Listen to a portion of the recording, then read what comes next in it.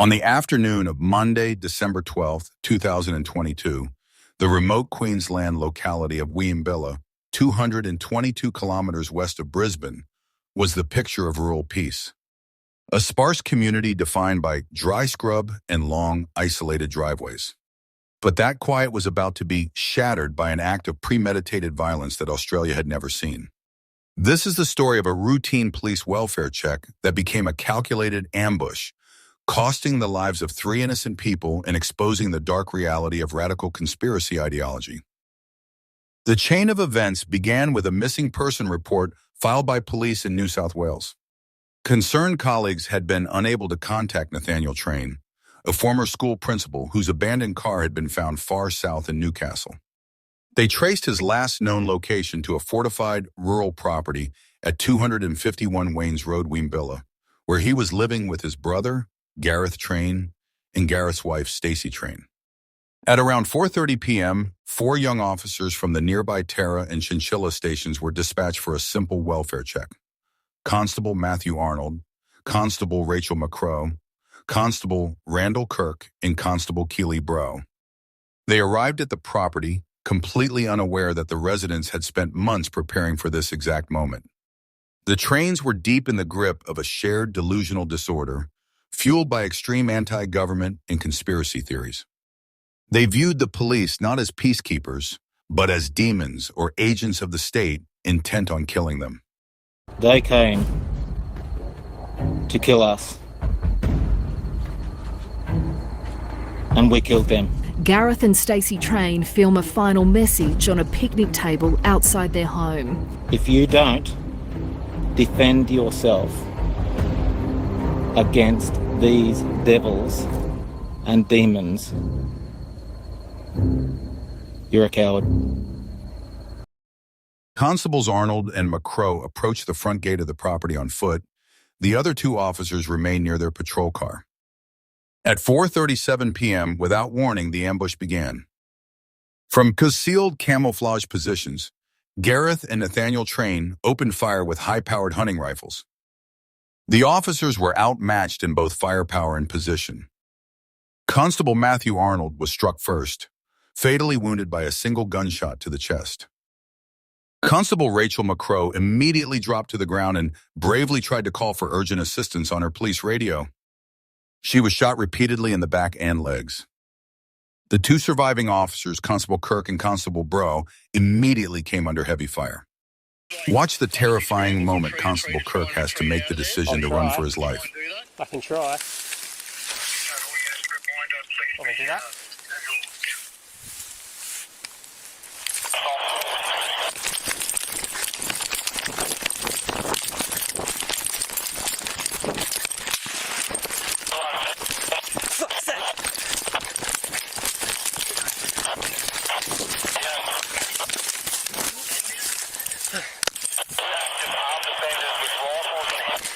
They're coming, they're shooting. The other 2 officers.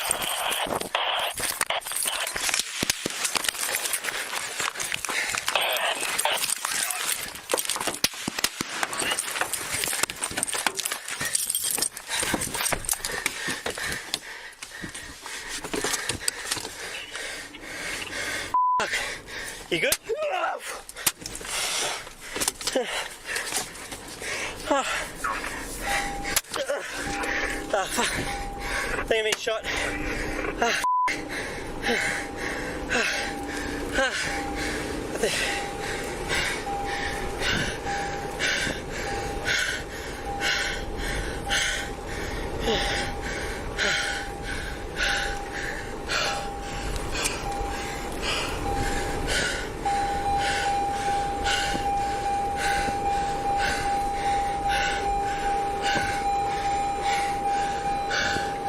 Hello? I'm in the car, driving away. Oh, I can't hear because of the firearm shots. Oh, hello? Are you there, buddy? Yeah.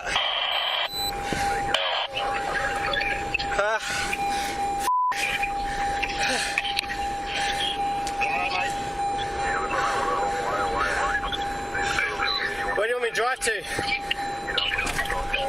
she gets you on safe spot, obviously you're going to try and get eyes on, mate, because you're giving the info.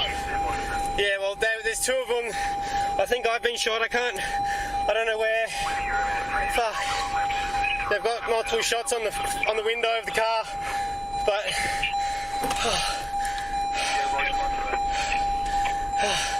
I had to drive away a bit. Lost the shoe. I've got blood on my face. The horrific nature of the attack was far from over. Surveillance footage later confirmed the trains deliberately approached the wounded Constable McCrow. The inquest heard that in her final moments, as captured on her body-worn camera, she was repeating a desperate message into the camera. Tragically, Gareth Train then executed the young officer at close range. With the first phase of the ambush complete, the trains turned their focus to flushing out the remaining officers, specifically Constable Brow, who was hidden in the scrub. They did this by lighting a series of fires on the property. Neighboring the train residence was Alan and Carrie Dare. After hearing extensive gunshots and could now see black smoke coming from the property, Alan picked up another neighbor and went to see if they could help, not knowing that they were walking directly into the line of fire. Whilst Alan went to investigate, his wife Carrie called 000. We're hearing what we're thinking is gunshots, but now we've got like an electrical burning. We're on acreage out in Wieambilla. Do you think it might be 251? 251, yeah, we need a fire, please, now. I have police at Please. 251. My husband's going to pick the neighbour up and they're going to investigate closer. I probably wouldn't. I'd probably just stay at home. I know this might sound bad, but I'm trying to get more information as to, what's going on. Sadly, Alan would be fatally shot, the third innocent victim killed on this tragic day. As night fell, the standoff could not continue. The remaining police officers, including Constable Brow, had to be rescued and the perpetrators apprehended. At 10:29 p.m., the SARED officers breached the property using an armored vehicle. By 10:39 p.m., all three perpetrators, Gareth, Stacy, and Nathaniel Train, had been fatally shot by police. The fallen officers were honored with a major police memorial service with full police honors on Wednesday, December 21, 2022, at the Brisbane Entertainment Centre. The service was attended by thousands of police officers, forming a massive sea of blue, family, friends, and dignitaries, including the Prime Minister and state leaders.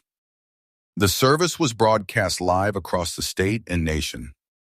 The officers were awarded several posthumous honors, including the National Police Service Medal, National Medal, and the Queensland Police Valor Medal. Emotional tributes were given by family, friends, and colleagues, highlighting their dedication, bravery, and bright futures that were tragically cut short. A massive guard of honor was formed by their colleagues as their caskets were led from the venue. The civilian neighbor, Alan Dare, was remembered as a caring hero who sacrificed his life while trying to help, found his final resting place on Friday, December 23, 2022, at the Centenary Memorial Gardens in Wacol. Alan was given a hero send-off with hundreds lining the streets of his hometown, Ipswich. His funeral procession included a police escort and a line of XC Ford Falcon Cobras, his favorite car, reflecting his love for tinkering with Fords. He was remembered by his family and friends as a humble, generous man with a heart of gold who showed up for those in need. He was posthumously awarded the Queensland Police Bravery Medal for his courage in going to the aid of the police officers. If you enjoyed today's video, don't forget to like and hit the subscribe button so you don't miss future videos.